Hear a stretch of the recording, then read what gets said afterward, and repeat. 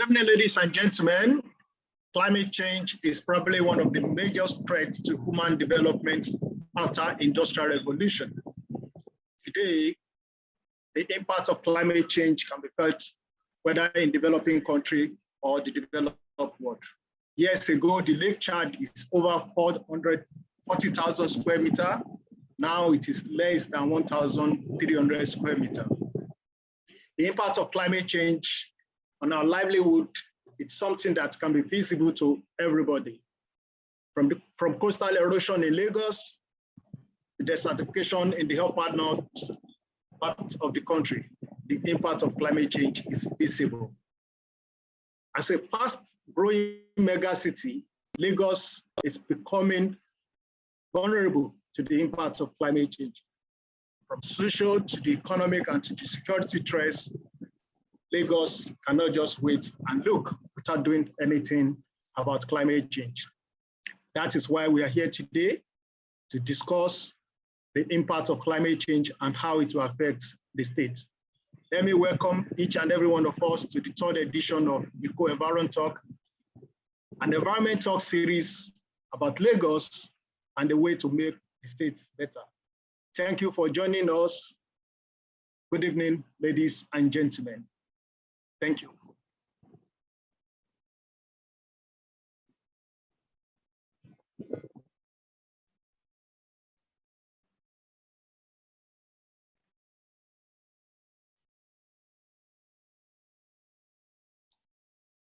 Good evening, ladies and gentlemen.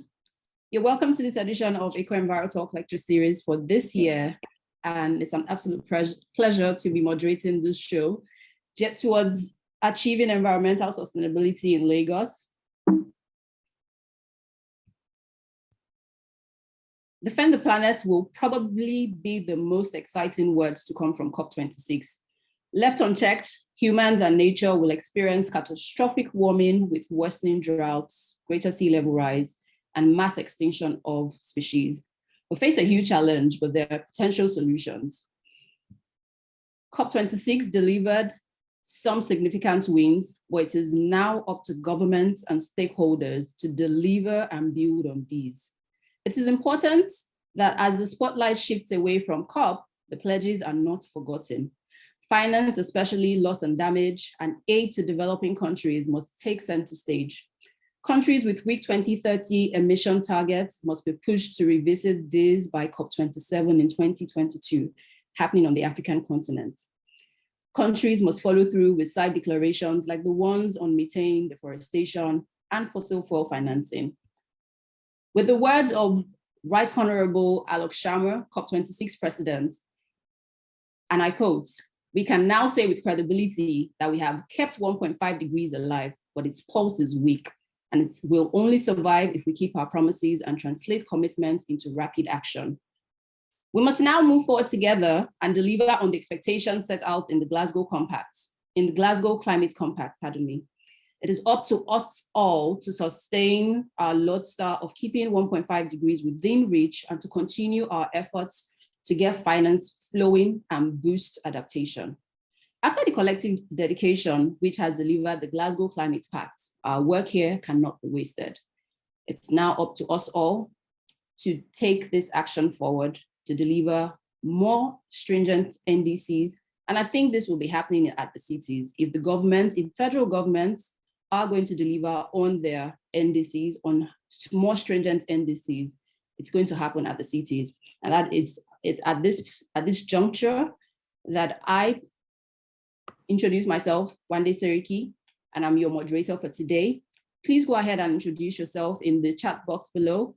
It's an absolute pleasure to meet you all. So please use the chat box section to introduce yourselves. If you have any question, please use the Q&A section to put your questions in there in the course of the conversation. This third edition of Eko EnviroTalk is focusing on COP26 Glasgow Pact, Lagos Plan Towards Climate Action. Without further ado, I'm delighted to introduce the speakers on our panel session for today. The first person on our panel list is Professor Oladipo He obtained his PhD in geography with specialization in climatology with focus on climate change, drought, and desertification from University of Toronto, Canada. He has worked with several development partners in different capacities, which has helped contribute to Nigeria's achievements in the space of climate change. Amongst his numerous achievements includes participating in activities of the Intergovernmental Panel on Climate Change between 1985 and 1992. As part of his activity, he was a contributor to 2 chapters of the first scientific assessment report of the IPCC in 1990. Professor Oladipo has been leading the Nigerian delegation on adaptation to the UNFCCC Conference of Parties since 2009.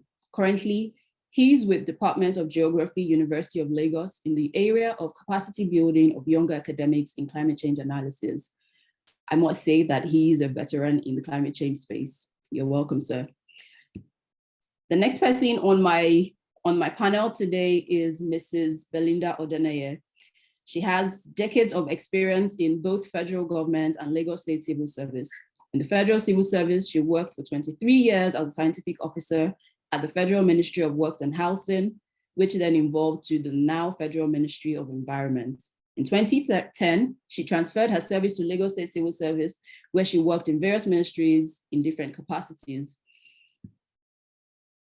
She reached the zenith of her career in August 19, 2019, when she was sworn in as a permanent secretary of Ministry of the Environment and Water Resources, Office of Environmental Services. You're welcome on this show. It's lovely to see you again. Thank you. Good afternoon, Yewande. Nice to see you. Well done. Good afternoon, ma. Thank you very much, ma. And the last person on my panel for this evening is Mr. Bankole Michael. He's an assistant director and currently the head of climate change and environmental planning department with Lagos State Ministry of the Environment and Water Resources. He's been involved in waste management, signage and advertisement, and policy formulation and development. In the past 6 years, Mr. Bankole has worked in climate change sector, where he has participated in various projects. Under his watch, the department has been involved in the groundbreaking C40 Deadline 2020 Climate Action Planning Program. Also, to his achievements, he has the state launched Lagos State Climate Action Plan to deliver an emission neutral city by 2050. Other publications include Lagos State Energy Roadmap, Lagos Informal Settlements Household Energy Survey, and the Lagos Climate Risk Assessment. You're welcome on this show, sir. To get the show started, I'd briefly ask that the panelists, please, members of the panel, relieve their experience to everyone on this call about their experience at the last COP26. Thank you.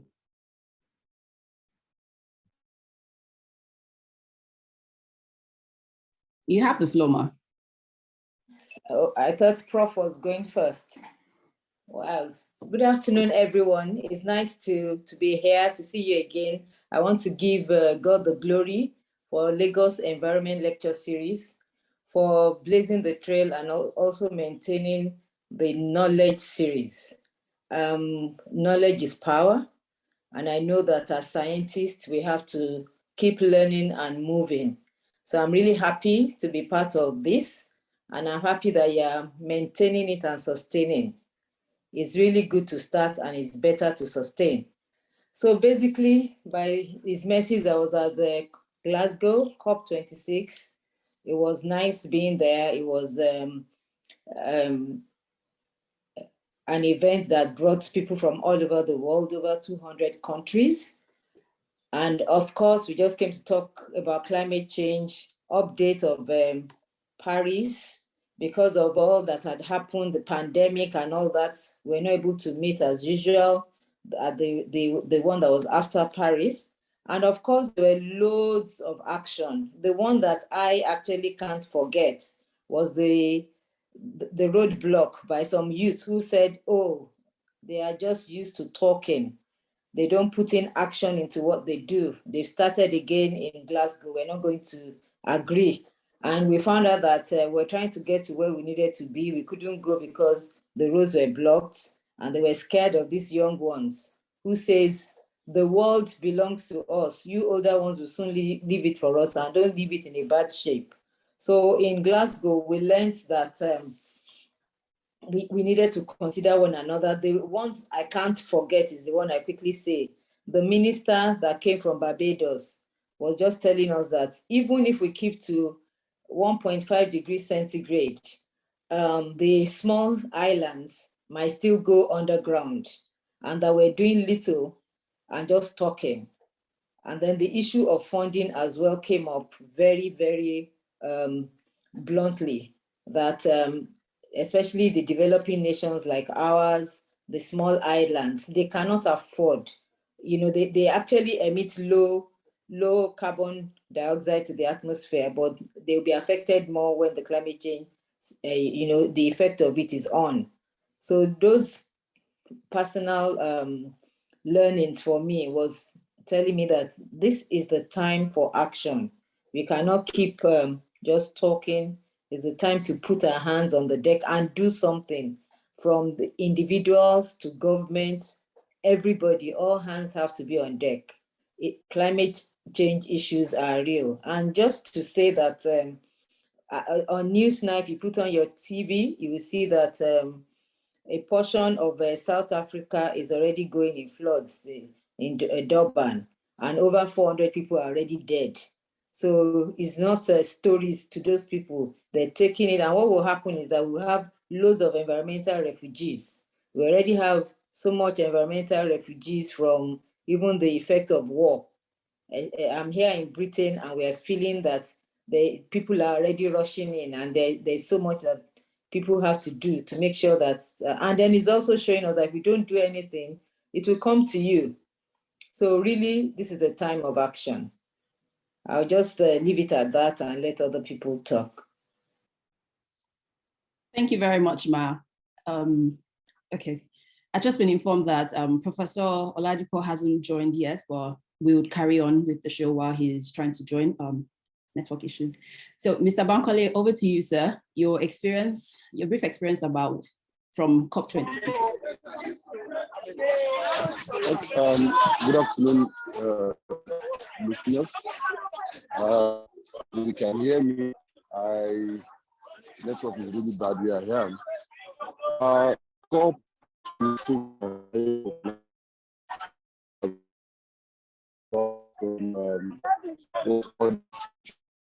that are doing,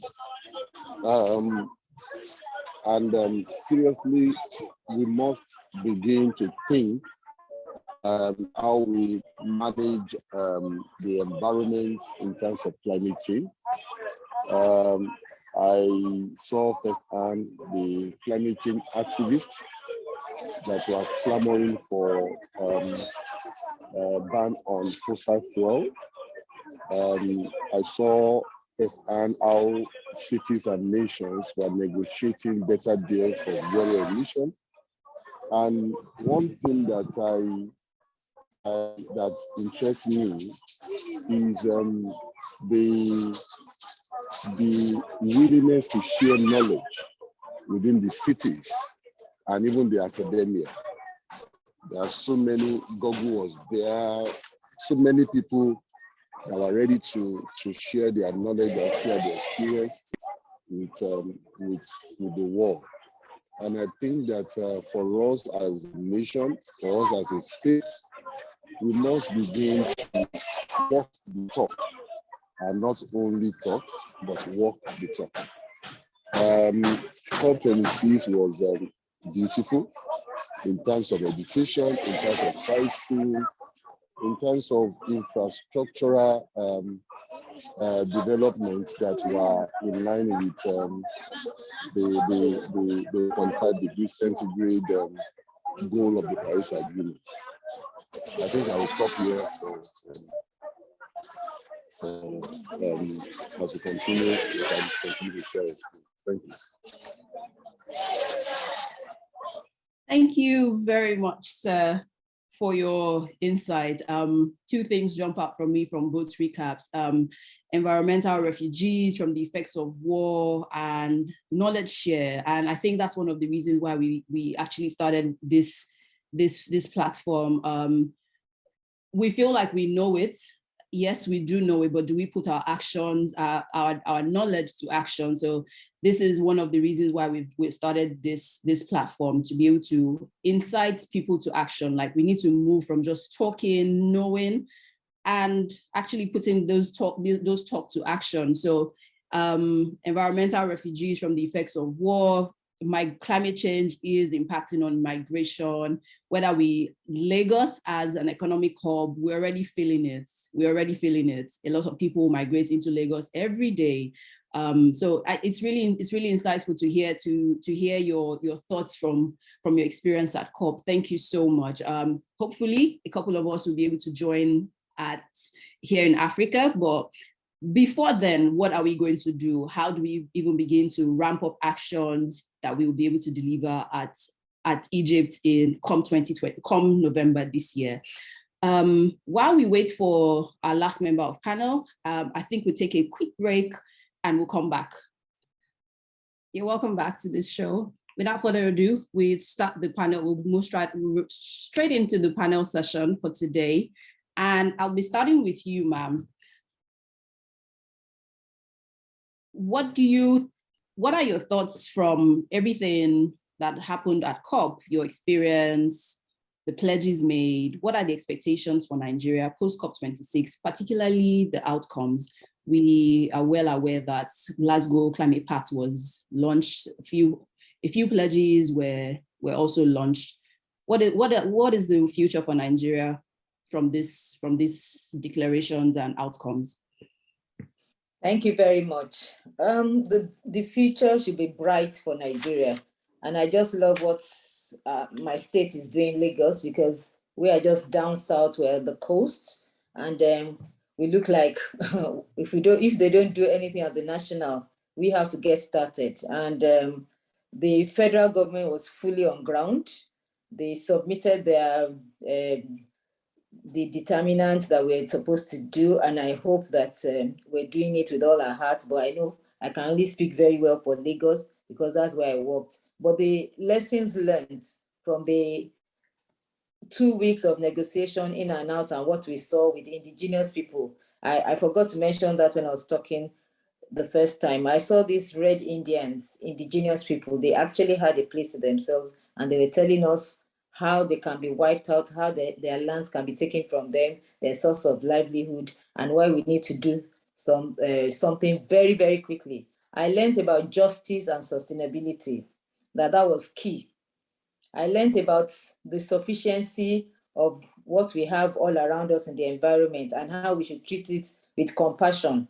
Some people are wasting water on one end, and the other places, some people are wasting food and throwing it on the high sea so that they will continue to widen the gap between the rich and the poor, and some people don't have at all. So I learned sufficiency, I learned compassion. That came out from, because we had to go from one boot to the other to learn how some other countries are doing, what are the lessons that we can learn and borrow to our own country. I also learned solidarity and participation. We can no longer sit on the fence. And I love what we're doing, and I'm believing that from the talk shop, we're going to go to the garden and make our hands dirty and do something to sequester carbon from our homes to the streets, to the entire state and to the entire nation. I also learned that after the solidarity and our participation as indigenous people, because we are the owners of the land, there is no one that does not live on a particular piece of land, and you can do something about it. I also learned about the well-being of the natural world itself and our duties as human beings, what we should do. You cannot afford to be building on those drainage pathways. You can't afford to be building on floodplains and be, piling and filling and thinking that it's business as usual. We really have to change. The other thing that came up was funding. We know that they promised a lot of funding in Paris, and it didn't happen. And now we've seen that even the amount we'll need in those days of 2015 and now will be definitely different. We don't even have that funding. And the big emitters, they are the ones who have developed, they are the ones who are supposed to put money down, but the process of assessing the money is so tough that people they've complained, the cities that came, like Samoa, like Barbados, the small islands like Marshall Islands and all, they said they don't have funds, they don't have money. Is it that we don't know how to write it, or they're just squeezing their hands and not releasing the so much billions and the trillions we're hearing? So not much is being done on mitigation and adaptation. But for us in Nigeria, we're learning that one, like I said before, environmental refugees, human beings, the way we were created, you will look for the easiest place where you will survive. Survival is issue. So if you're in a place and the sun is too much and there is no green and everything, they cut the trees down and all that, you move to the coast, and then it will get to a point where there'll be no space for us. There's what we'll call, personal space. You can, it will come to a time that we will not say, oh, Mafara coming, because when you spread your hands like this, you're touching somebody else. So we get squeezed and all that. So those are side effects and all, not to talk about the food security issues, the hygiene issues. And then COVID has also helped us to think very well out of the box. So in Lagos, we've started the One Health, and we had to come up with very good hospitals where we do a lot of analysis and all that. Our hospitals right now, they're even using solar integrated power plants. And then we're changing our light bulbs from the ones that are, soaking up our energy. Even now that we're having a breakdown, is the more reason why renewables, but renewables are not cheap. I'm here, I'm so happy. I'm near the window because sun came out today and everybody's out. So if you see how sun is cherished here, it pains me that we live in a place where we have sun 24/7 and we are not maximizing the solar energy. They're maximizing solar energy here and they're giving them money. So that credit thing, the monetary part of it that is going to encourage us, is the way forward for us in Nigeria. And I know that with all that we've done, especially in Lagos State, the climate action plan that we already have, the resilience strategy, has taken all these things into action. So it's just for us to enforce, implement, so that it does not stay in the book. We're doing little things. And for me as an individual, and I just preach that ethical responsibility, especially to us that are scientists, if we just can start off something, one green club, and the little that you start spreading it, they will hear us. We need to do like those young Swedish ladies who go about, making sure that they are heard. Start your own garden, use less water, remember other people. I just talked to you about compassion, sufficiency, solidarity, participation. We need to start to practice what we're preaching. We need to start small. Let's not throw everything back. Government, this government. Let's start to do the little bit that we can do. Your own little bit is very important. I once heard a story of someone that the seashore, there was a wave. So it brought all the small fishes that we call yo-yo to this seashore. And this guy was picking it one after the other. And there was a discourager behind him saying, how long will it take you to pick all these fishes and throw them back? The man said, I will continue as long as I have strength. And at least he threw one back and said, oh, I've thrown this back, this has survived. So I think that's the level that we need to get to, start up something, stop being discouraged and thinking that it's a very humongous thing to do and we don't start. So the action time is now. Urgent actions need to be taken, and there are little things. We've started in Lagos with the plastic waste policy. We already have CAP. We already have the resilience strategy that has 3 main issues for us, and then there are 31 indicators, and there are goals. So this, by the time we pick them one after the other, we just need to be committed. We just need to take that step and participate. There should be solidarity, and then knowing the well-being. The well-being of the earth is our own well-being. When you plant a tree and it sequesters the carbon around you and gives you oxygen and you're alive and well. Then the other issues that we're already doing in Lagos is that the Lamata already has the blue line, the red line. We have buses. Some are using CNG, some are still using fossil fuel, which we need to work on.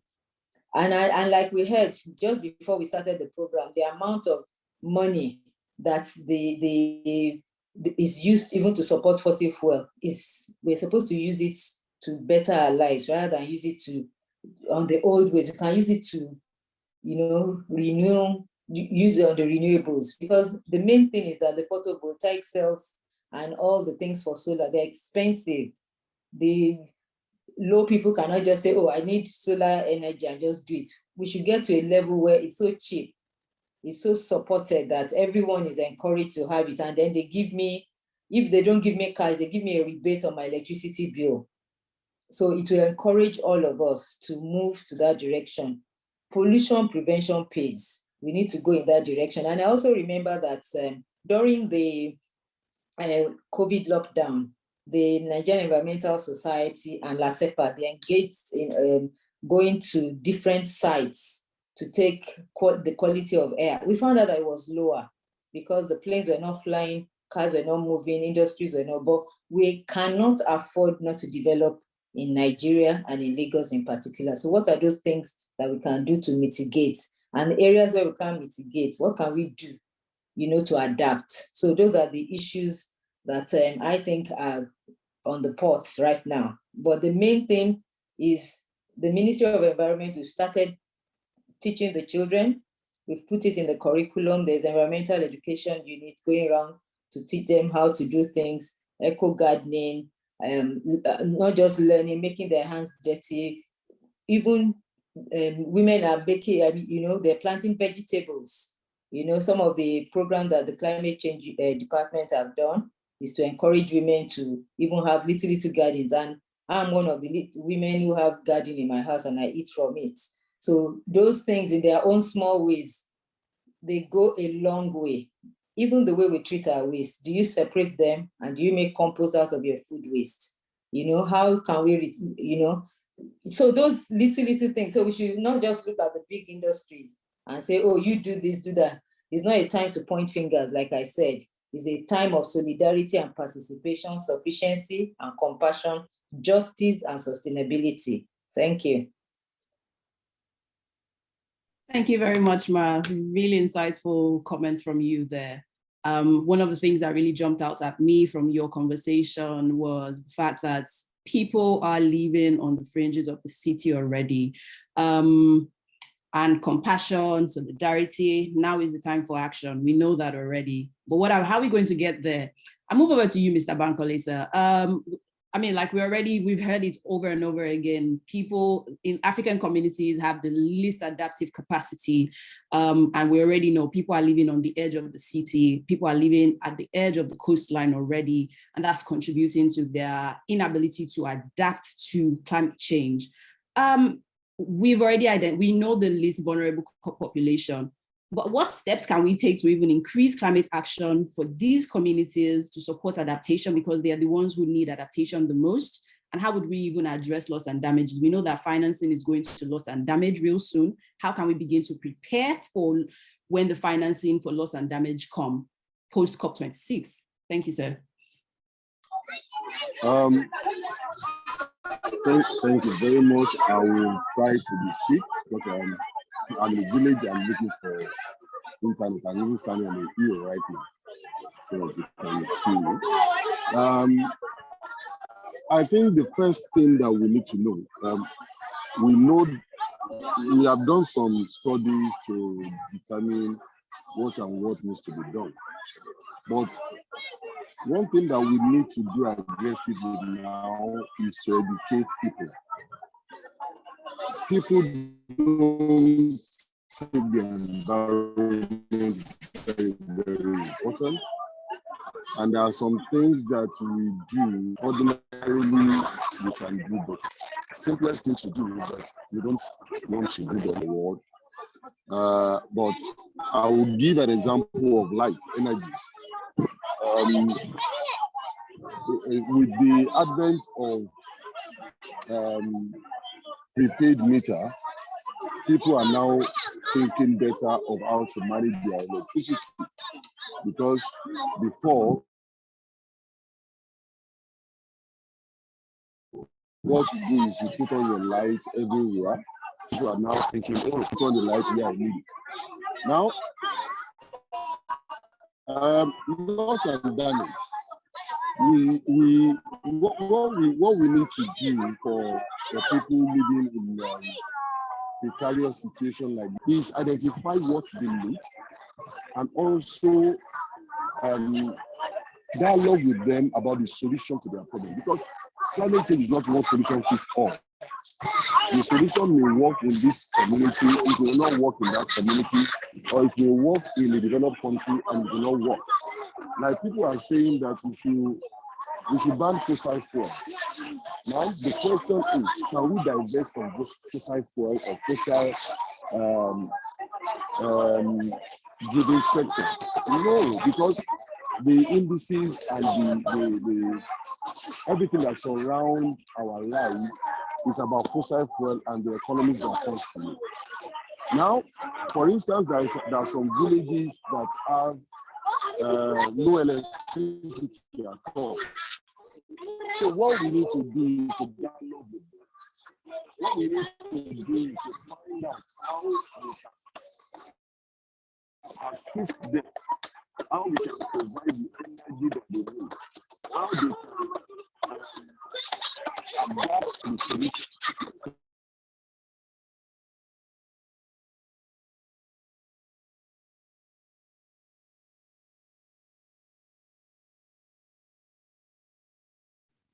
You're muted, sir. Mr. Bankole, sir, you're muted.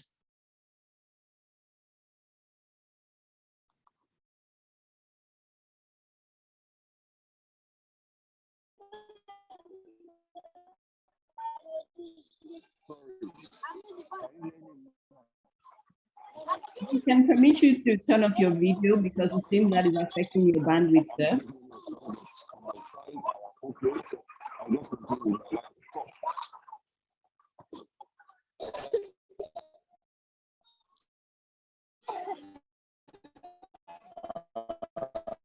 Okay, I've done that. Like I said, I'm trying to look for internet. I'm deep inside of the States.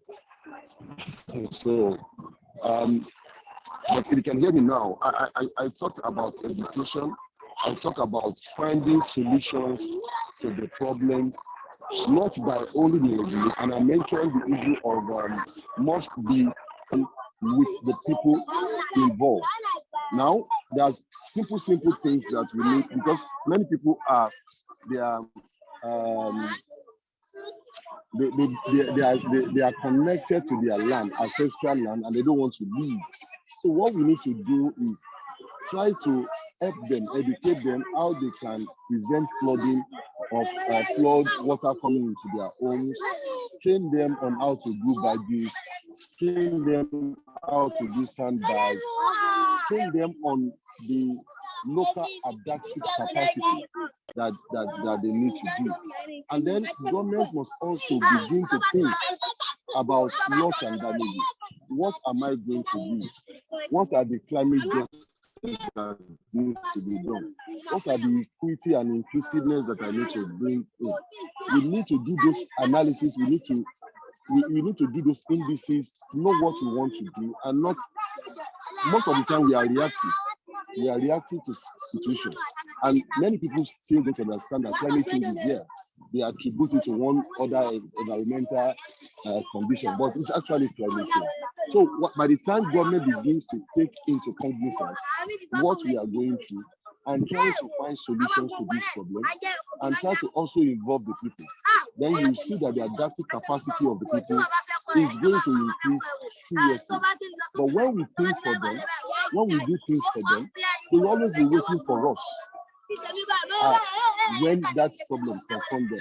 So in summary, I will see where we educate people more. We go to the interland, we go to the grassroots and educate them about climate change, educate them about what they need to do, educate them on how they need to prevent the climate change impact from affecting them negatively, because we cannot stop it. The 1.5 degrees centigrade is the benchmark, but if we do the climate science and climate modeling for Nigeria, I think we should be approaching, if we are not broken the one degree centigrade barrier, we should be getting close to 1.5 or even above that, because business as usual is still going on, and we must think over different sectors how we are going to cut down our impact, how we are going to reduce our emissions, how we are going to see that our CO2 does not increase, our methane does not increase, we don't impact negatively. So training is one of it, talking, advocating, research and development, and finding local solutions, not the solution from Europe or from America, but finding local solutions to our problem. And I think by this, we will begin to find solutions. People will respond better to climate change. And one thing that I must also say, that we have so many policies, but policies without implementation, policies without people, then we are not going, it's just going to be documents on the shelves and not document that is workable and document that can bring solutions. Thank you very much. Thank you very much, sir. Your insights are very well recognized. Loss and damages has to be quantified. Localizing solution also really jumps out at me, and that is very important because the context really is different. Permit me to welcome Professor Oladipo. You're welcome, sir. Quickly go over his profile. Professor Oladipo obtained his PhD in geography with specialization in climatology with a focus on climate change, drought, and desertification from University of Toronto, Canada. He's worked with several development partners in different capacities, which helped to contribute to Nigeria's achievements in the climate change space. Amongst his numerous achievements includes participating in activities of the Intergovernmental Panel on Climate Change between 1985 and 1992. His activity, he was a contributor to 2 chapters of the first scientific assessment report of the IPCC in 1990. Wow. Professor Oladipo has been leading the Nigerian delegation on adaptation to the UNFCCC Conference of Parties since 2009. Currently, he's with Department of Geography, University of Lagos, in the area of capacity building and younger academics in climate change analysis. You are a veteran, sir. You're welcome, sir. Thank you. Good evening, all. I will not put on my video because my network is really weak, so better don't let the video contaminate it further. Thank you all very much. I'm really pleased to be with you. My dear sister Ronke is there. Mike Bangole, all these are mine. Dedoyin Lasisi, I think these are all people we've been working together during Fashola Sarah for annual climate change summit. So it's also a pleasure to be in your midst. I hope Eko Envirotalk is enjoying retirement. Yes, sir. Benny, sir. Thank you. Welcome to the club of the elders, so that you can see the difference now. Nobody wakes you up in the morning except when you want to wake up. And that's what climate change does. It makes you, when it is hot, you try to find where to cool. And when it is cool, you try to put on the heater, whatever you want to do. So the same thing, that's life. You are now more relaxed. You are more relaxed. You don't have to worry yourself whether the government is looking for you or not, except they need you. So thank you very much. This is a very important thing to me. And I'm sure that my colleagues, Bankole and Untitled Chapter, had really done a lot of things, and I expect a sort of justice to this. So I'm not going to say much. Unfortunately, I decided not to go to UK last year. Just decided maybe I should rest and allow the younger people to start talking about climate change, so that when people like us go to the Lord, they will have some people, professionals, who will continue to talk about climate change, because you are dealing with an issue that is part of our development, is part of our creation.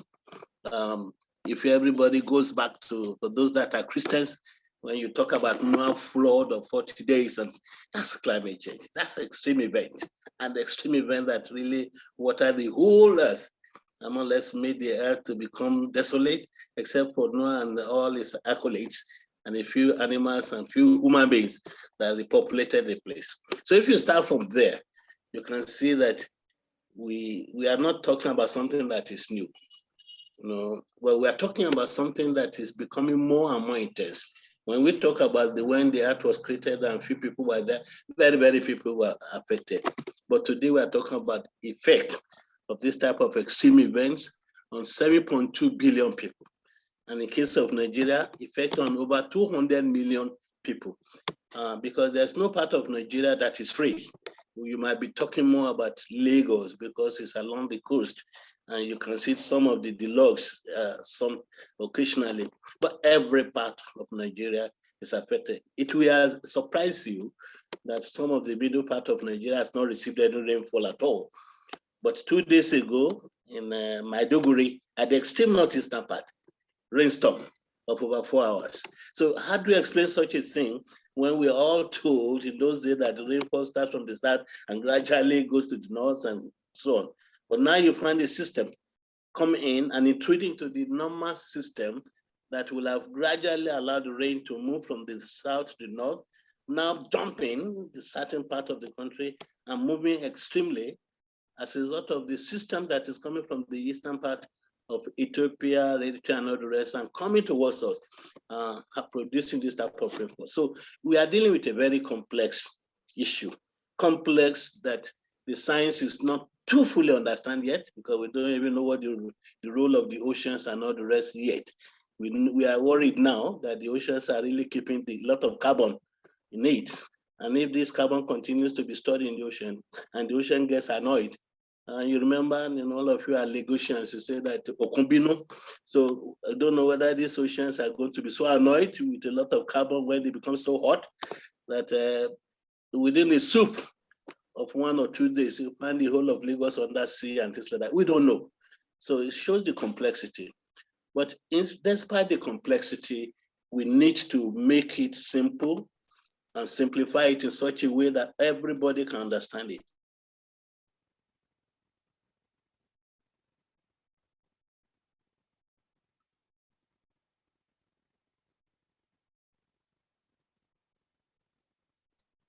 Are you there, sir?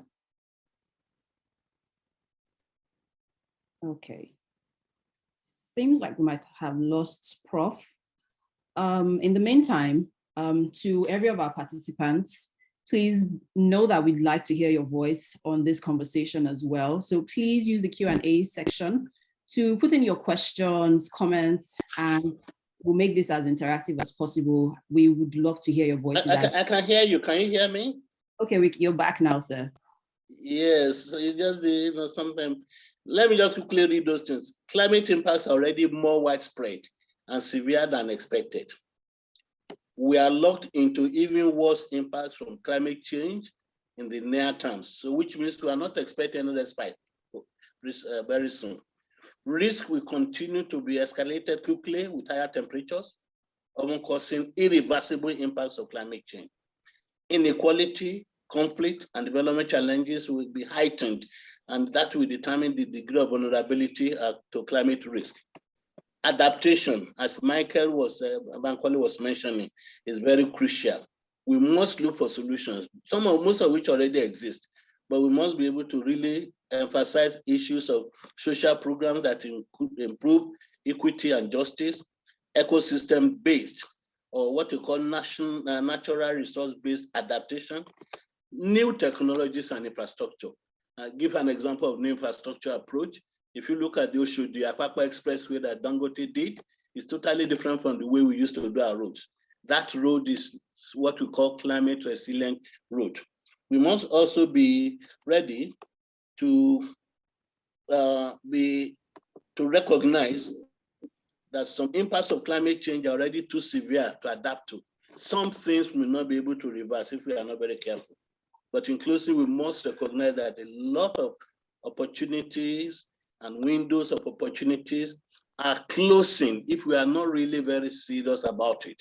And if those opportunities close on us, we will be in serious mess more than what we ever thought. For instance, look at what is happening in South Africa today.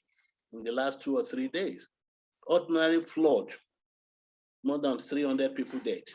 The president had to be there yesterday looking, and so many places are washed. And when you look at the settlement, humanity had tried to encroach on the natural ways of the rivers in many instances, because most of these rivers are dried at certain time or the other. We believe that they are not going to come back.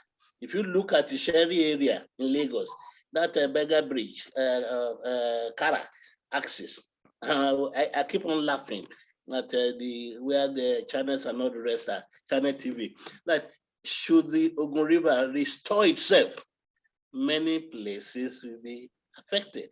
So we have to recognize, we must not assume that what it was some time ago is going to continue. Let us agree that we are going to be having extreme events, extreme floods in many parts of southern Nigeria, extreme droughts, which nobody is talking about, in many parts of northern Nigeria, which, when combined with all the conflicts and farmer-house clashes, are going to create serious food insecurity for the country. No matter how much money Nigeria government buys and puts in silos, the prices of food will continue to increase. As long as we are not able to capture the essence of adapting to climate smart agricultural practices, allowing the land to be able to restore based on natural based rather than chemically based approaches, all these things are very complex. But we have to just agree, we are dealing with a very complex subject that interacts with so many aspects of our life. It interacts with our infrastructure, it interacts with our transport system, it interacts with our houses. If you are building houses that are made of too many glasses and the temperature continues to increase, you are wasting your money, because we need more and more energy to cool the house as a result of glasses. And in an era where the national systems are collapsing and we don't even have enough, you'll be spending hundreds of thousands of naira on diesel that is costing about 1,000 naira a liter now to keep your house cool, rather than making it look like a redeemed church where there's ventilation across left and right, and just having some enclosures and living in peace and reducing the amount of energy you need to consume. So a lot of adaptations are available, but we need to go now. I think this is it. We speak English to ourselves, but a lot of the people that are really badly affected in the rural areas do not understand some of these things we are talking. So there's a need to try. I hope Lasisi and Co will be able to go beyond Zoom, have some support from whatever agency they're working with, to really go into the rural areas, find out exactly. Not that they are not aware, but how are they coping? Are they coping enough that the adaptive capacity cannot be destroyed with one major extreme event? We have to really know that one. That's what I think that Mike was talking about, that the adaptive capacity of the people. If you don't have much money and one in particular event finishes everything you have, you are going to be in more trouble than somebody that has more money than to be able to adapt. But it's not only money. If you have skill, if you have technology, that you even know how to allow water to pass to your farm in a more channeled manner, rather than allow the water to spread across, you are going to be better off than a farmer that is lazy, that's not ready to do it. If you go to China, for instance, you see small-scale farmers. You don't have to be a multi-millionaire farmer to be digging some trenches, some little dams in their own farms. So when the rainfall is heavy, a lot of the water goes into these small dams. And during the dry season, they use some of the rainwater that is left in these small dams in their farms to do irrigation out of it. So we have the opportunity, but we have not been. Both the federal, both the state and local governments have not been able to really help Nigeria in a coherent manner to enable us to have a national program that can be implemented at national, state, community, and local levels, so that we can all be talking about the same thing and at the same time. Rather, I think we don't know what we want. We're just talking about, oh yes, we want to use gas. Yes, we use gas, quite okay. But when you use gas and the temperature still continues to increase, how much of this gas can you really sell? If the gas prices goes to about, I don't know, now about 700 per gram or something, or kilogram. And then you want people to read, how would the poor person be able to afford that? So whether you like it or you can have all the loss, the people will still have to find a way of eating. And if eating means cutting down the trees around them, they will do so. How many people will you arrest? when the whole community goes out and says, I don't have money for gas, I have to eat. So the policies we are doing at state and national level must take cognizance of the reality of Nigeria. This nation is a poor country, rich in resources, but poor in understanding, poor in monetary resources, poor in knowledge, and poor in governance. And if those things are not rectified, no matter how many cups we go, we just be coming back and talking every time. So I want to thank you very much for the opportunity to give you some of my peace of mind, and I'd like to do that. Since I'm getting very old now, I want to say a few more years before I start saying, no, I can't talk anymore. God bless you. Thank you very much, Lasisi, for organizing it.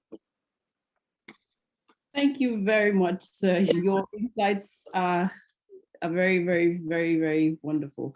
But I'd like to keep you a little longer because I believe that, yes, you have identified what you have told us here today is our development pathways can continue as we have. Definitely, we need to take a detour, take a step back, reassess the situation, which hasn't quite served us till date, and begin to change our development patterns. My follow-up question to you, sir, is we already understand that where there is no data, we can't even begin to address this situation. So what kind of data sets do you think we should be looking out for if we want to even quantify loss and damage so that we can even ramp up actions for adaptation for these communities that we know that are worst hit by climate change? There's no pure science for all these things. What adaptation advocates is more or less trial and error, learning by doing. If we want to wait for data, this country will not do anything. But there are a lot of information already available. In no number of policy documents now, Nigeria has a national climate change policy. There's no need to reinvent the wheel. What each state should do is to look at that policy and look at what they should be doing. Nigeria has a national program on climate change. There's no point repeating the wheel. Look at those programs and see what is relevant to Lagos. What should Lagos be doing? By now we know, whether we like it or not, nobody has to tell Lagos. You don't need any data to tell Lagos that except miracle happens, the months of June, July, and September, with some little respite in August, are likely to be kata in terms of amount of rainfall. You understand? I hope all of you understand what kata means. When it's becoming so difficult, you don't even know what to do. So what does that mean? It simply means we must be ready. We don't need any data anymore. We must be ready. We know what this thing does to us, what the flood does in BI, what it does in Ikeja, what it does in Ajegule, what it does in the, Ikorodu, what it does in Ekpe and everything. Why do we have to wait till the law comes to Lekki axis and then everybody will run a tasketer? The science idea, there's nothing to look for in terms of data, except miracle happens. That's when we will not get heavy rainfall in months of June, July, and September. So why not prepare for that? And what can you do? We all agree.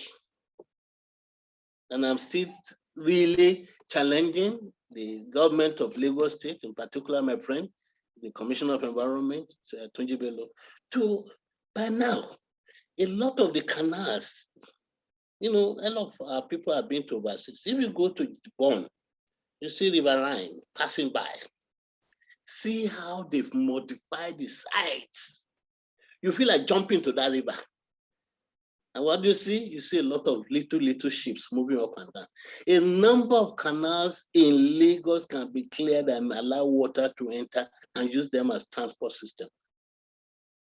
We cannot say we clear these canals every year, but when you dig out the thing, you put it on the side, and then the rain comes and put it back. What prevents, how much will it cost Lagos State from all its money that it gets from cementing all the canals? Cementing them, expanding them. If there are many houses, we have to knock them out, and then make them concrete on both sides. So even when people drop things, they are not sinking to the floor, they'll be washed away. And put all kinds of gadgets around them to make it difficult for anybody to go and start throwing things. These are some of the things we can start doing, but it requires a master understanding, a master plan.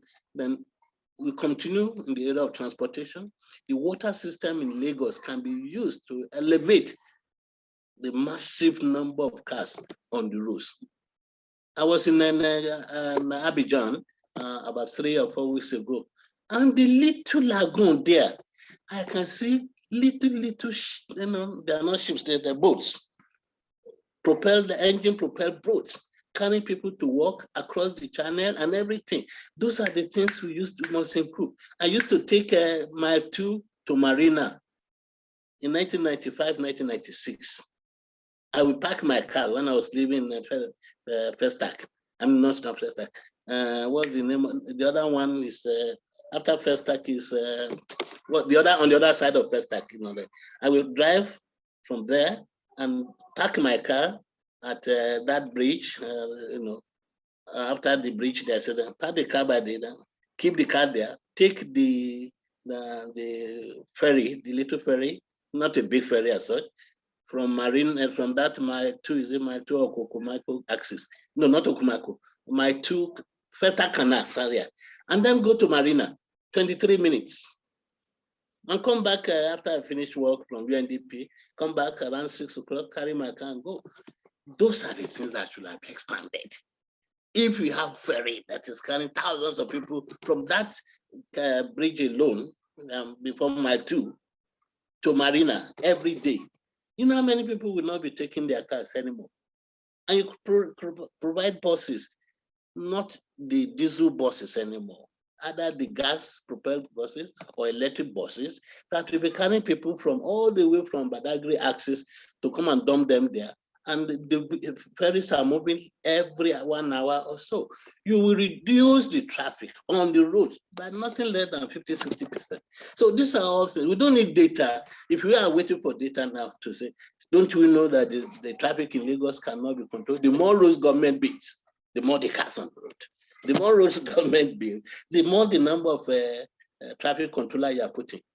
The more roads we build, the more expensive cars that come out.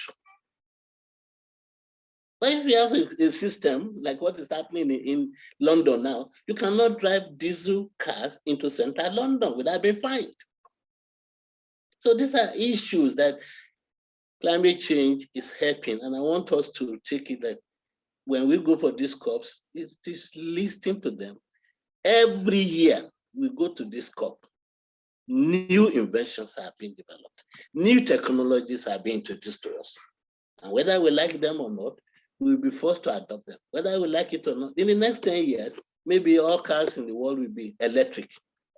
So if you're not trying to do taxi in Maryland that is still using diesel, and there's no more diesel vehicle, and everything is electric, the guy who's a driver is an electric, doesn't know how to operate an electric car.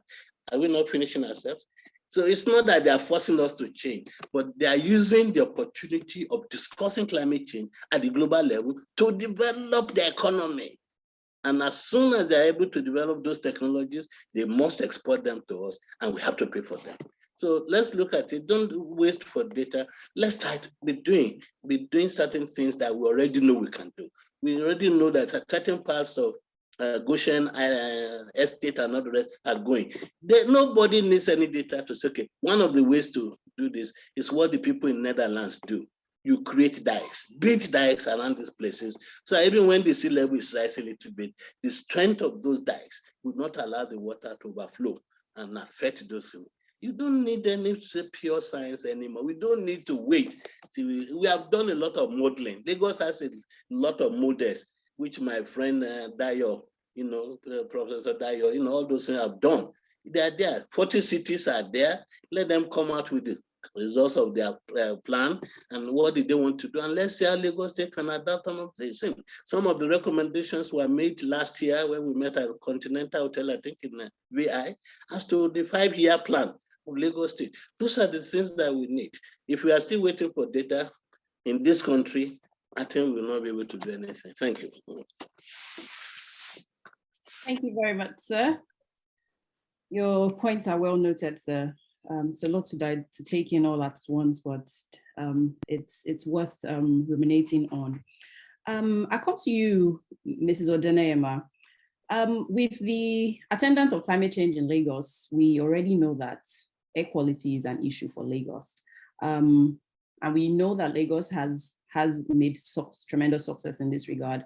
Would you please highlight on the success and where you believe that there's room for improvement? So beyond what we've done, how can we even begin to leap? Because now we've heard it already from Prof that our development pathways must change. So whilst we know what to do, the opportunities also to leap further. Yes, ma'am. Thank you. It's time to leapfrog.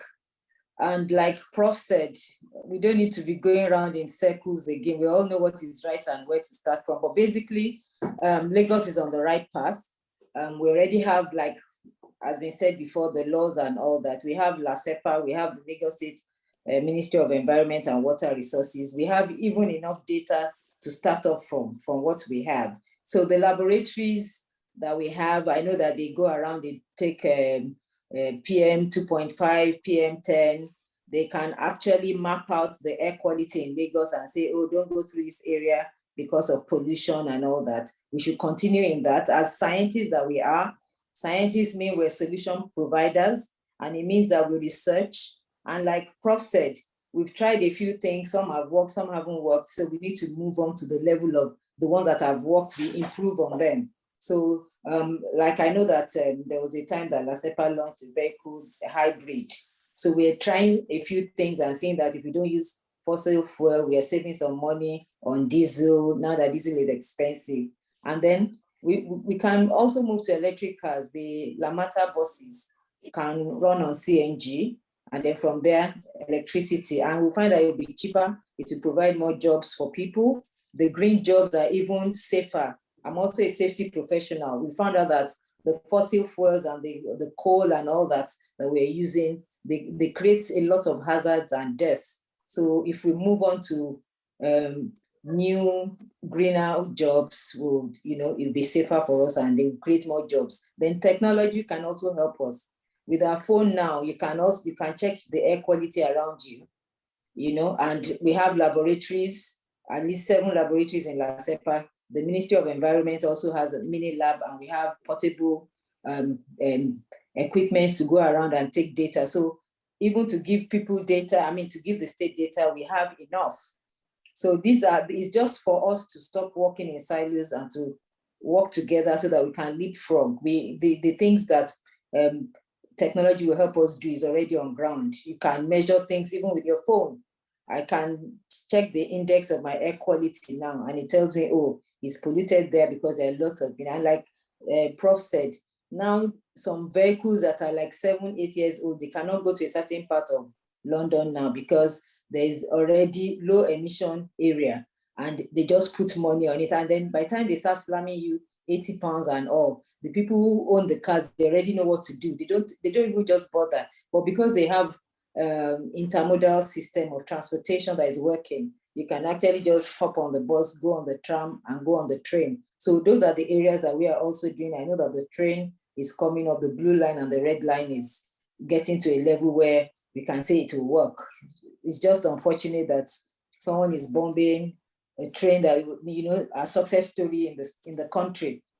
People say they're not going on the road again, and then they bomb and kill people, We shouldn't be going back. We are retrogressing. We should be moving forward. The little progress that we've made, we've seen people come to Lagos and then they take the train from Lagos to Ibadan and they sing high praises on how beautiful it is instead of going by road.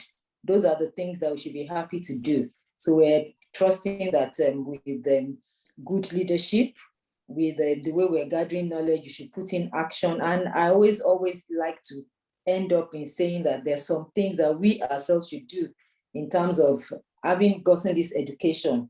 What do you even need to do personally? All those little things of waste to wealth, separating, reducing your carbon footprint, those are things that we should really think out of the box and be doing. We should start making sure that we compost our food in the home. Leave that 30% space that government says we should leave. Stop concretizing your entire compound. Leave places for greenery and plant some vegetables. When the rain comes, it will percolate groundwater. It will store, you know, and then, of course, I have a friend who lives in Lekki. She has a rain roof where she collects rainwater because she has orchid plants. And the orchid plants, they grow well in charcoal clay pots, and she gives them rainwater throughout the year. How does she get her rainwater when there's no rain? She has stored them in a container. So some people are really doing some deliberate things. It's just that we work in silos and we don't know ourselves. I have some people on this call that I've invited. They actually go to take food waste and they convert it to compost. And there's someone on the call now that he says he can change 90% of our solid waste into energy. And those are the things that we need to get to. We need our funds. How do we get it? We need to appraise ourselves. Where the data comes in, whoever wants to help you with funds, he wants to see that you have some data, because you can only work on what you can measure. So of course we need to put on some data. So all these things will help us leapfrog. And then the right frame of mind. I've talked about justice and compassion. I've talked about solidarity and participation. We have to, you know, we have all that it takes, like Prof has said, but you know, we're not putting all these things into action. The likes of Prof, he's saying that he doesn't want to go down the grave without dropping all that he has inside of him. He's emptying himself for us, that we should catch the passion. He has worked for the federal, for the state for several years. And he's saying, oh, he was tired of going for COP. He didn't go for the last one, that the young ones should grow. So he's left the space for us. But are we catching on? Are we taking his anointing, his energy, and pushing it to the next level? After this talk, what am I going to do? Are you going to add value to yourself? We can make biofuels. We can carbon black, reusable materials from all these plastics. We're doing the plastic waste policy so that we can have enough funds on the value chain, so that those ladies that are picking plastics, you empower them, you know, and as we are banning the single-use plastic, we are reusing the other one, and then we're moving from linear economy to circular economy, which is greener and better. And at the end of the day, we're supposed to hand over a sustainable environment to the future generation. And it means that we should not jeopardize their own opportunity of, you know, having a safer and better environment. So the ball is really in our court right now. We are in the government, so we should make the impact known. As we have done the policies, let us also monitor and implement the things that we have said, so that it doesn't remain in the books. If we should not wait for the big federal government. We should start in Lagos, because Lagos, we are on the coast. It will happen, you know, and we can see the signs. See Kara now. Kara is a river. So imagine that what Prof said happens. What will happen to everything that is in that pathway?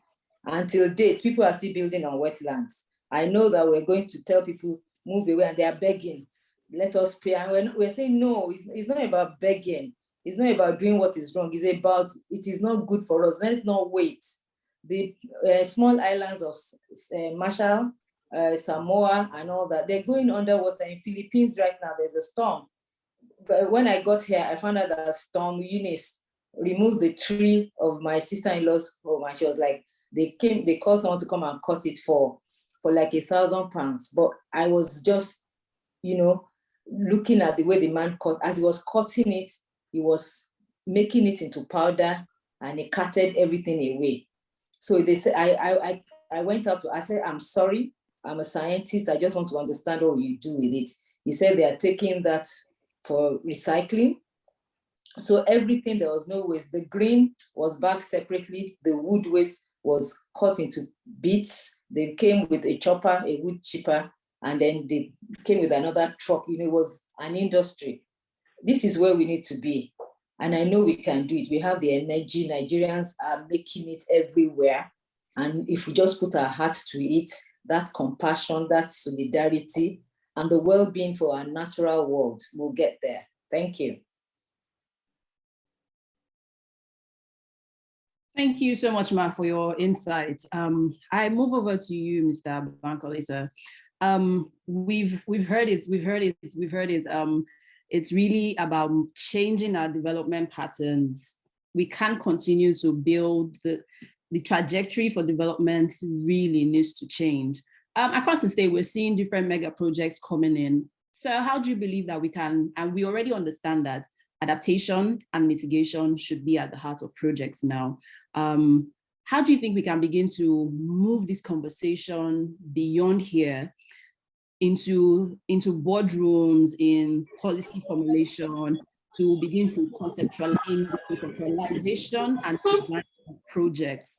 How can we get adaptation and at the heart of development of projects in Lagos? Thank you, sir. Thank you very much. Please, you have to pardon me. We're struggling to hear you, sir. I said you have to pardon me with the phone. I think the first thing that we need to do, because sadly, government is a major culprit when it comes to sustainable development or adaptation adaptive projects.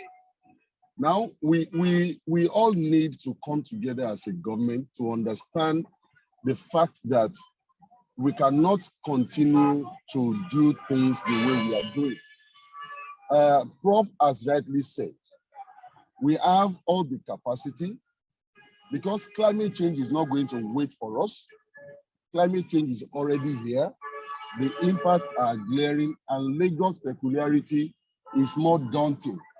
So if we don't begin to talk now and understand there must be a synergy between all government agencies and try to know that the state policy must be clear. Are we recognizing our problem as a low-lying city? Are we recognizing our problem as a city that can go underwater? Then if that is true, if we must build on wetland, if we must, which I don't advise we do, then we must begin to do sustainable building that will allow the waterways to have its course, and also we can have our habitable or commercial venture. Now, when you see what we do now in Lagos, you will see that many of these buildings that are coming does not even have the requisite documentation. Environmental impact assessment must be done. Green area must be a no-no. Government must put its foot down, irrespective of the need for buildings or for housing for people. And one thing that we must also do, like Prof has highly enumerated, we must take these innovations or these inventions from the developed world and begin to see how we can implement these things into our policies and into our day-to-day development. The time to act is not 10 years from now. The time to act is now. Town planning must be looked into seriously. Physical planning cannot be allowed to go about their normal business anymore. It is not about giving permits, but is the permission given, is it environmentally sustainable? Is it going to affect anyone negatively, or is it going to affect our environment negatively? And sadly, our environment is being affected negatively. And sincerely speaking, we must lead from the front. We must lead from the front, because no matter the policy that we set, if the government does not lead from the front, then other people will not follow. And another thing that we must also do is that environment as a ministry must be active and must be able to talk. We must let people. Many people don't know what we do. It's like we are winking in the dark. No matter how beautiful your policies are, no matter how beautiful your programs are, if people don't know what you are doing, we are not engaging much with the people. Recently, I was at a program where we are talking about plastic, and we are talking about the national policy, we are talking about the state, the draft policy for the state. And sadly, the people there, they were educated people. They said they don't even know that there's a policy guiding the sector. So this is sad. How can we bring a change when the people we are trying to change does not even know if there is whether there is any document guiding their action? So the Ministry of the Environment and Water Resources needs to talk more. Now, Prof highlighted some issues, some development. And I'm glad when we are developing our climate action plan, what's needed to come. And one of the things that we said, even before London came up with these zero emission areas, where restriction where some vehicles cannot get to. We said in that climate change policy. Can you help us, please? You're not audible. Thank you. Oh, I am shouting where I am. I was saying that the climate action plan has highlighted some things that we need to do. If we must, develop and cut down our carbon monoxide, we projected in that document that we can have a garage hub where every bus is coming from the interland have to terminate at a certain place in Lagos. We will not allow every vehicle coming from the north, from the southwest to enter into Lagos, because in Lagos, our BRT must now be run on alternative energy, run on CNG, run on LPG. I want to digress or disagree a little bit with electric car, because before we start using electric vehicles, we must put the infrastructure in place. Are we ready to put the infrastructure in place? And going by the recent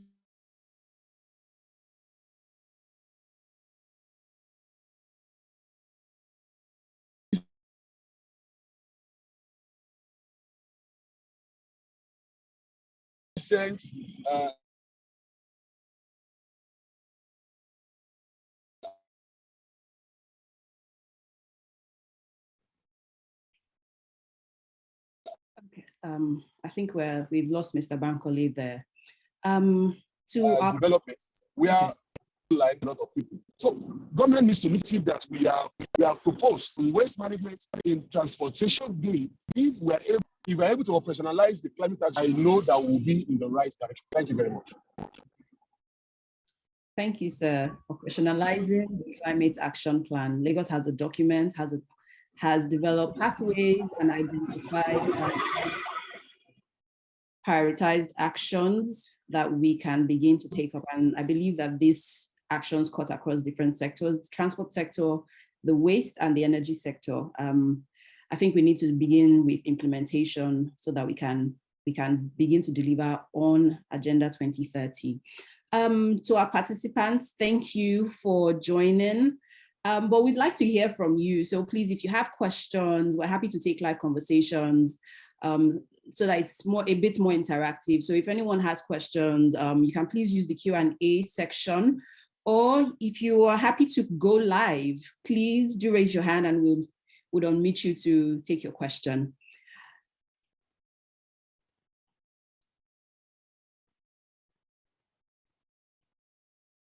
Okay, while we wait for any of the participants who wants to take questions, who wants to ask questions, I think we can begin to round up now with our panelists and ask what their last thoughts would be. What would you like to leave with participants? We've heard so much: solidarity, compassion, social justice, inclusivity. So much has been said in the past 1 hour. What are your closing thoughts? I'd start with Mr. Bankole, sir.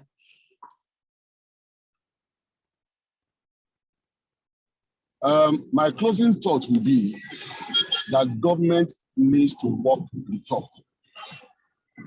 And we must stop duplicating efforts and, try to do things, implement the documents that we have, rather than creating more documents that are just going to be collecting dust on the shelf. So the time to act, the time to do, it is now a talk and do, not a talk and talk and talk. Climate change is not waiting for anybody. Developed countries are looking at ways of, helping their states, their cities. Thank God that we are not being affected by much of natural resources, natural disasters. But if natural disasters should happen in Lagos today, are we going to survive it? And that is why we need to begin to walk the talk. Thank you very much. Thank you, sir. Ma, your final remarks. Thank you very much. So as not to repeat what Mr. Bankole has already said, after the government has done its bit, I will now talk to us, the individuals, the citizens, that we should be responsible. We should create and spread the awareness that we already have. Those of us that's still working in government, all the guidelines of EIAs and the things that you're already doing, the tree planting days and all that, let's pay more attention to it. Create the awareness so positively that people are participating, come up with ideas that will encourage people to plant trees, to reduce waste, to join the party of being, coming up with resilience ideas. And when they are resilient, you give like encouragement, like what we normally do, like we do something similar to competition. Like the last competition we did on sanitation, we found out that the area where a sweep was picking plastics and giving them funds for it, and they were using it at Alchem, was the area that won because there were no more plastics in the gutter. So apart from waiting for the big constructions of canals that will be motorable and all that, our motorways, I remember the time that we had something to do in the Tolu area of Apapa, and some of us went by boat, and we got there before those who went by road. But on the waterways, there were loads and loads of plastic. So we need to ban the use of those these single-use plastics. We need to implement the plastic waste policy that is now in place. We need to empower women. We need to do more of eco gardening, training for women on poverty alleviation. When we start planting vegetables and fruits, we are also mitigating the climate issues. So much has been said, but we'll include sensitization of schools, the primary, the secondary, even the tertiary. It should be included in the school curriculum, and will go a long way. Thank you very much. Thank you, Ma, for your final thoughts. Prof, I want you to get it ready for us so that it will be your words that would resonate with us while at the end of this conversation. So I'd like to take a question in the Q&A box. Good evening from Emamoke Dare. Good evening, very good and in-depth presentations. Can you please give a link to the Lagos State Climate Action Plan and the Resilience Strategy? Can I ask that Mr. Bankole responds to that, since he's the head of Climate Change and Environmental Planning Department? Thank you, sir. Right now, I am unable to do that, but if you can give the information of that person, we'll surely get it. Okay, thank you very much, sir. To who has asked this question, please provide the host of the program, your email address so that would be pleased to forward it to you. Another question has come in the Q&A box. Please, I encourage you all to share your thoughts. Let's ask these questions. Very interesting conversation. We need to ask the hard questions. The question here is from Mayowa Fashiono. one key to addressing the climate change challenge is integration. How and when is Lagos State going to start mainstreaming implementation of climate actions across the MDAs? I can answer this for, I don't know who is happy to take this question amongst the panel. Let me just say what you should do. Let me, let me just use the, I know Maya very well, is challenging my thoughts. It's going to be in trouble after this meeting, of course, but that's not the problem. The challenge is to, the question he raised was actually in line with the final set of thoughts I wanted to put across. That is, I commend Lagos State.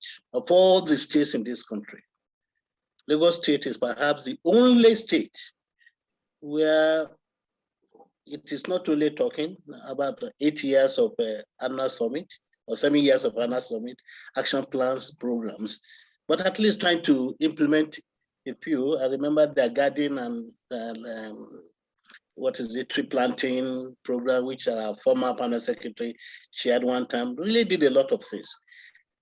And that is what it should be. But the issue is, how can you put all this together? What Lagos State in particular needs to do is to that integration that Maya was talking about. Climate change or climate crisis cuts across every aspect of development and therefore cannot be treated as climate change. And I think that's where the challenge is. The department, the Ministry of the Environment and Water Resources in Lagos cannot handle issues of climate change alone. It has to be seen as a holistic, integrated approach in which, just like you have last time or whatever you want to call it, or waste management, let's have something specific that will be using climate change as an entry point to address a number of issues in various sectors. And that the government of Lagos State will put substantive amount of resources beyond just policies, beyond just action plans, beyond just advocating, to practical solutions, which leads to the thing that I want to end with. Whatever we do in Lagos State, I think Lagos State governor has a very critical role to play. Lagos State is one of the last states that will receive the effects of extreme events in many parts of the country. All the rivers coming from Oyo and all the rest will end up in Lagos through Ogun. All the rivers in order that it ends up in Cross River and all the rest. So all those coastline states need to work together and convince the government that individual actions by each state will not solve the problem. If you cut your emission in Lagos State, and my state, Kwara State, continues to emit, the climate change does not know that Kwara State is the one increasing the carbon content of the air. The air doesn't know when it's over Kwara State. It doesn't know when it's over Lagos State. So if we don't join hands together to really address the issue of climate change holistically for the whole country, in fact, for the whole West Africa, we are wasting our time, because whatever you do in Lagos cannot really mitigate and adapt completely to what is being done in Kwara, being done in Ogun, being done in other places. So what do I want to do? I want, just like the governor is campaigning for things, use the government governance forum or national state council, what they call it, to advocate the need to address the issue of climate change holistically for the whole country, which every state will be doing one thing or other. So that the adaptation efforts in your state, we have impact on the adaptation efforts in Lagos State and in other parts of the country like that. Unless we do that one, we'll just be talking every year. We'll be coming up with all kinds of excuses for not doing anything. And may God help us that we're able to survive some of these extreme events that are likely to happen. Thank you very much. One day, maybe I can also come in to add a little to what I said. Can I have the floor? Yes, sir, you do. Yeah, Prof has rightly said what we need to do. But I would like to say that on the part of the state government, what we've taken mainstreaming very, very important. And as of today, we are in partnership with about 6 or 7 relevant ministries, departments, and agencies that are doing something, the thematic area that we have identified that needs to be done, something needs to be done on them. Recently, I had an agreement with the Ministry of Health because health and climate change is very, very important. And that is the next point whereby we are going to be having this relationship with them on how we can mainstream and integrate climate change and solutions to them. Also, we have in plan to do this forum of littoral states that are bounded by water, so that we can begin to talk about what we need to do. But the challenge here is that we are trying to follow the lead of the Federal Ministry of the Environment in order to see that we are not usurping their power for integration. But I am in discussion with some of the southwestern states on what we need to do, where Lagos needs to help them to bring them up to par with what we have done. And then we're also speaking with our partners how we can also have many other cities join the C40 train, because with that we have enough training capacity for all the cities. And on a final note, in terms of mainstreaming, it's just about we have been speaking with the governors forum, but the governors forum is much more concerned about the budgeting, climate smart budget and all that, or whatnot. But we will not relent in speaking, because we need to make sure that our governors, our leaders speak, confront climate change issues frontally. And in Lagos, in the next 1 or 2 weeks, the Technical Committee on Climate Change are going to meet, and we'll be discussing area of synergizing and implementation. And finally, we are looking at Lagos State taking climate change beyond the department and making it an agency. So that is what we are talking about now. If it becomes an agency, it will have a broader perspective and broader big things to do. And then as it is now, we are just limited to implementation. But as an agency, we're able to do some capital projects, some pilot projects. I have big dreams for the waterways in front of National Art Theatre, but funds cannot allow me to do that. But by the time we become an agency, we can start pushing for big capital funds. We can also start pushing for funds from donor agencies, the GEF of this world, the IFC of this world, and so on and so forth. Thank you very much. Thank you, sir, for your thoughts. I'd like to read a comment in the section, in the chat, in the Q&A section. Sedusen Agosa Anikwe says, a big thank you to the panelists for doing justice to the topic: continued environmental advocacy, intentional sustainable actions, and continuity in government policies is required. I think we've heard that throughout this conversation. Thank you for your comments, ma'am. If I might just take one more question, and that would be from an anonymous attendee. What is Lagos State government doing about the ongoing land reclamation in Banana Island? Mr. Lasisi, would you like to take that? Thank you. Thank you very much. Good evening, ladies and gentlemen. Thank you, Professor. Sir, thank you very much. Our PS, Mr. Bankole, we thank you. However, before I go to that question, I just want to let Mr. Mayowa and Prof know that Lagos, apart from integrating climate change into our MDAs, Lagos, we have moved forward. We are always championing it. Now we have Sustainable Development Desk in nearly all the ministries. So we are moving away from climate change alone. We are trying to put sustainable development into our programs and into our policy implementation. So climate change is a subset of sustainable development, and that's what the state government is doing. If you see most of the projects going on in the state. Some of these projects have to come to Ministry of Environment for one sign-off or one integration into it. And even during the environmental impact assessment, climate change considerations for projects are also being considered. So be rest assured that implementation of climate change in MDA's program and policy is already working in the states. And also we are moving it ahead. Apart from climate change, we're also integrating the policy of sustainable development into our program. So that's for Mr. Maiwa. But the question that comes with Banana Island reclamation, basically we all know, if you look at the profile of the state and if you look at the land use of Lagos State in the early 60s and early 70s, 97% of Lagos is purely wetland,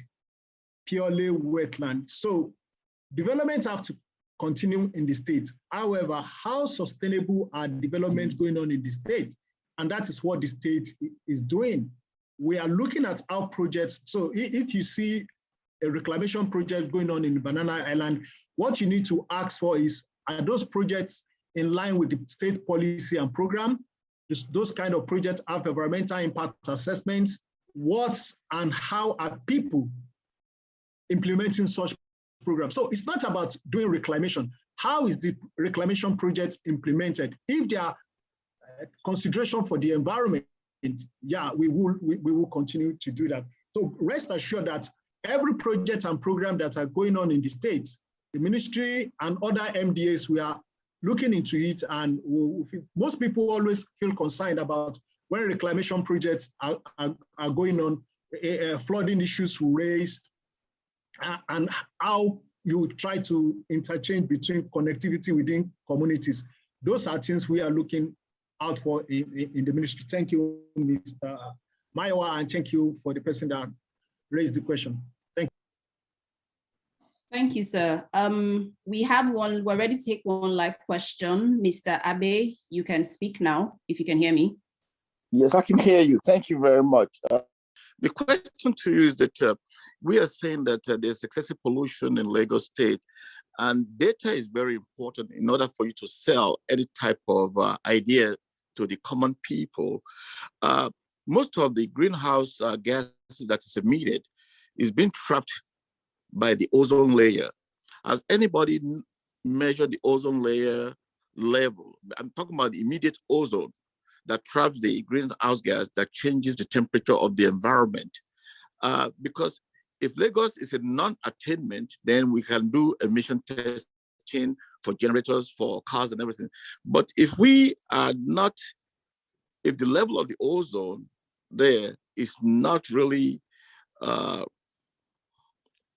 above the standard that has been established, I don't think there should be an issue with trying to say that Lagos temperature will change, but we have to have some data to show people that the amount of ozone, because naturally we can have emission testing in Lagos State, and we go to Abeokuta, we may not have it if it's an attainment area, meaning Abeokuta. But if Lagos is non-attainment, meaning the ozone layer is really high, and the immediate ozone layer is really high, and it's trapping pollution and it's changing temperature. So we cannot say that the whole issue can be globally or equally enforced. Can you explain that to me, why that's happening? Or if you don't understand my question, I can rephrase it. No, yes. I think let me just explain. I want to correct one impression before anybody answers that. Please, don't mix up science. With all due respect, the trapping of the emissions is not because of the ozone layer. All right, the ozone layer is a very thin place. It's only a very thin layer of dilated oxygen and oxygen molecules within the top of the troposphere and towards the stratosphere. And it is not the one. The role of the ozone layer is to absorb the very high intense ultraviolet rays that come from the sun. And that role is being put there by God to make sure that those ultraviolet rays do not hit us and affect our skin. In fact, the people that are concerned more about ozone layer are not us in the tropics, but the people in the temperate region where their skin, because of the color of their skin, they are likely to be more affected by ultraviolet rays, causing skin cancer than the Black people or the tropical people region. So please, the global warming is a effect of the total atmosphere allowing the rays of the sun coming directly in form of short wave to hit the Earth's surface. But once those short waves are converted to long waves, the component of the atmosphere in terms of the carbon dioxide, in terms of the nitrous oxide, in terms of the methane, in terms of the most important one, the clouds, the water vapor, we have the capacity to absorb a lot of this long wave energy from the Earth's surface, not from the sun, and will not allow them to escape. And that's what we call the greenhouse factor. If not for those greenhouse gases that keep on absorbing and keeping this temperature relatively warm, we will not be able to live on the Earth. The Earth's temperature, average temperature, will have been minus 80 degrees C.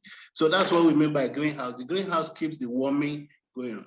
I agree with you that the ozone is a very deadly thing, but the pollution we are talking about is the inability, due to what we call stability of the atmosphere, of particulates in particular, that we generate from our own industrial activities, inability of these particulates to diffuse. It's when they cannot diffuse, then they become a problem. And they can come from anywhere. Even if Lagos State is measuring its ozone layer content and everything, it doesn't really, you can generate anything from anywhere. The total atmosphere behaves as one. As I kept on emphasizing, the atmosphere does not know it's in Lagos, doesn't know when it's in. The atmosphere is the air over us, over the whole world, over the whole earth. And it operates in an integrated, interactive manner that enables the whole system, which is controlled by what we call the general circulation system, to allow heat to transport from the tropical region to the temperate region and vice versa, that we get all this. So I don't want us to go into the science, but please, I've had this one over and over and over and over. Those people writing those things are not saying the scientific thing, and that's the danger. Let us agree. Don't let us get too much into all this, because people will create problems. We have problems. We are generating a lot of things. Some of them will not escape. Some of them will stay, even without anybody telling you. If you cook in your house and you forgot something and you burn it, the smoke will not allow you to sleep. The same thing, when we keep on generating something to the atmosphere now says, I've had enough. I have too much of what it should not be. What God had put there together, certain percentage of carbon dioxide, certain percentage of nitrous oxide, certain percentage of water vapor, certain percentage of methane have been disrupted. And that's where the challenge is. And therefore, we are saying, okay, let's do our best to make sure that we limit all this thing. But don't let us get them confused. So it's a very complex thing, but let us agree. We have done enough. We have done a lot of damage to the atmosphere. It's fighting us back. What do we do? How do we really ensure that it does not consume us? And that leads to the last thing I want to say. The question the person asked about the climate change policy and resilience action, they are interrelated.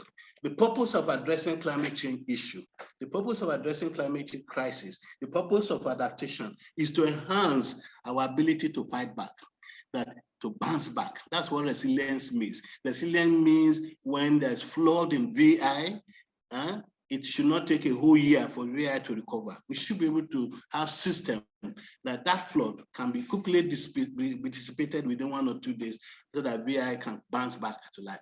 If you cannot do that, and every time there's flood, people of VI have to be in their homes for 3 or 4 days, that means we have weak resilience.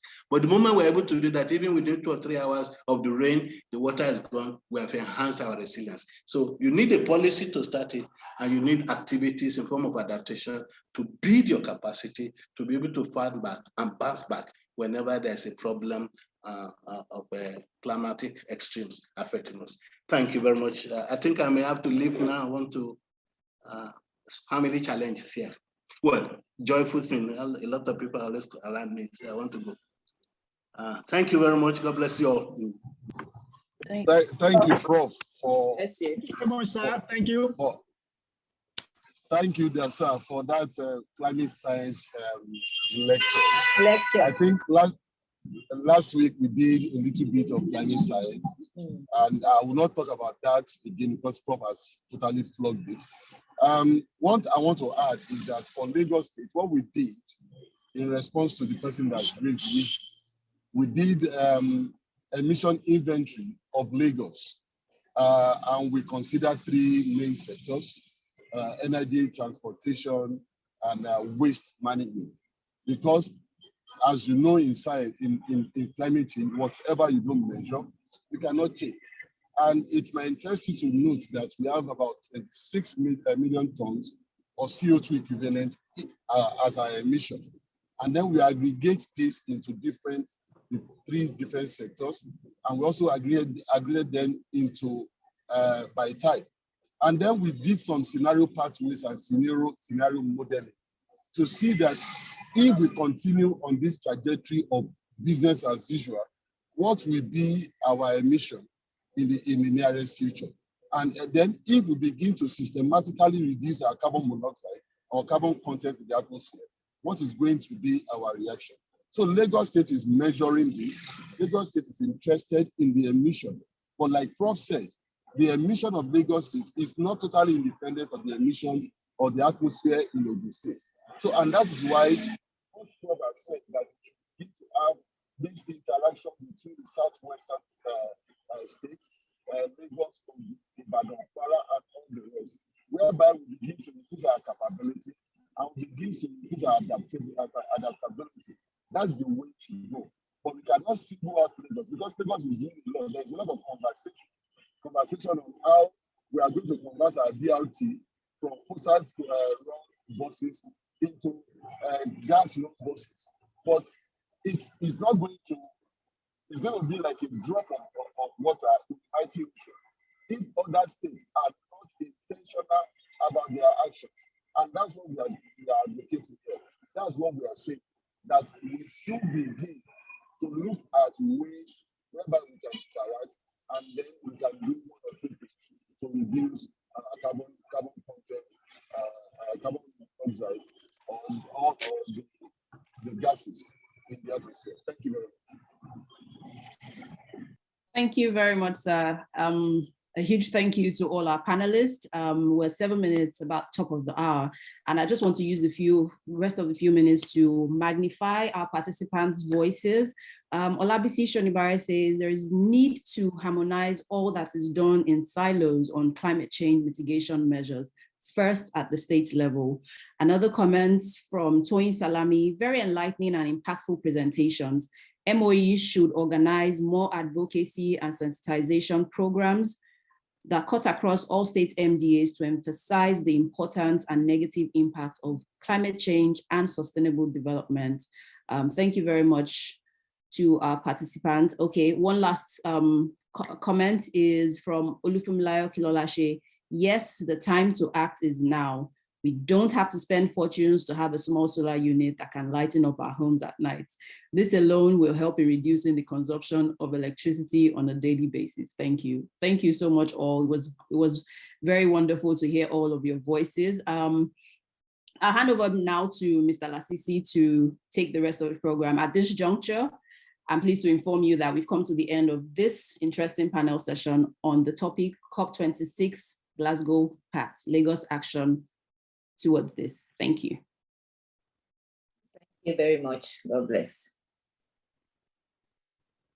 Thank you, the moderator, for the very nice job. And we also want to use this opportunity to thank all our panelists. From Professor Ladipo, we want to sincerely appreciate you for the depth knowledge and your view on climate change and climate science generally. To our mommy, our former permanent secretary, we want to thank you also for sharing your words of knowledge about climate change and your experience at the last conference. Also to Mr. Bankole, thank you for giving an insight more into what Lagos State is doing about climate change. To all the participants, first let me acknowledge the presence of senior government official in Lagos State. We have in our presence senior special advisor and special advisor to Mr. Governor in our presence. Also, we have a special advisor to the governor of Ondo State, is also joining us, and some other people from Ondo State. We have participants from Nasarawa and also participants from Kano State. Thank you all for joining us. We have said this long and short. The purpose of this program is to educate us about the general environment of Lagos. How can we contribute to make Lagos better? And today we have seen that the importance of climate change is key in policy, key in programs, key in development. We want to take this action further. We will be writing to some of the ministries, departments, and agencies, some of the recommendations, some of the actions from here. We'll take it to the table of some of these ministries. Let's start integrating and incorporating the essence of climate change. For ministries and departments that has not come up with climate change desk, let us try and make a climate change desk or an environment desk or a sustainable development desk in our ministry, whereby our programs, policy, and actions, we try to look how climate change incorporation can be, how environments can be integrated, how sustainable development can also be integrated into our policy and into our programs. We all know if we wait for government, it will be too late. If we want to act as an individual, that cannot be enough. We just have to act as a community. We have to act as people. We've heard things today. Let's start doing the talk. Let's start taking the actions to the footstep. Let's take our children along. We cannot just wait for things to come. The experience of this week, last week, we've seen South Africa. We have seen in the East Asia parts of what rain is doing to them.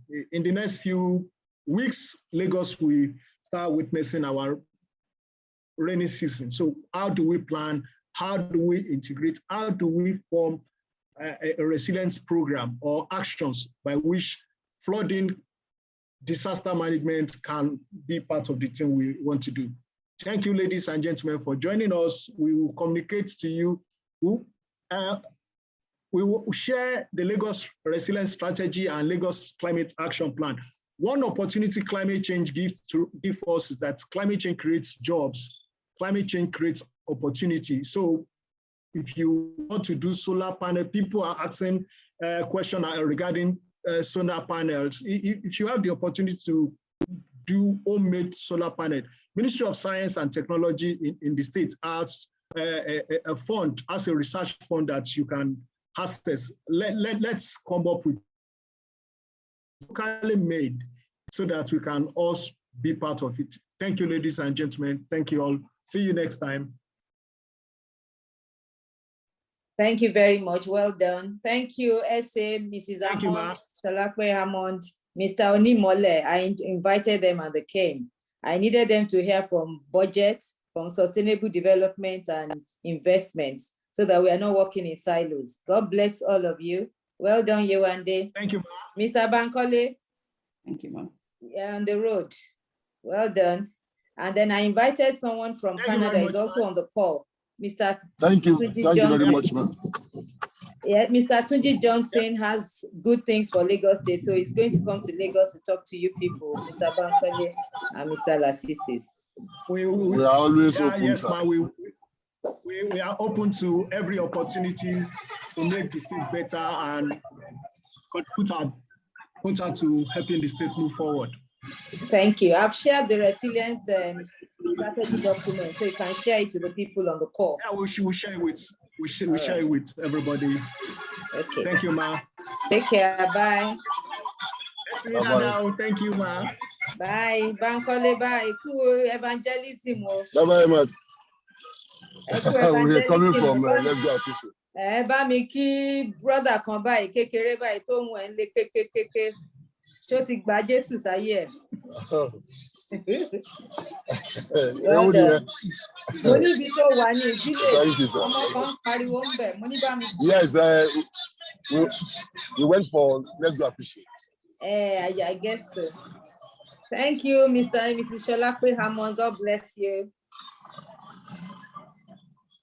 Thank you all. Thank you, everyone. Bye. Bye. God bless you. Bye, man.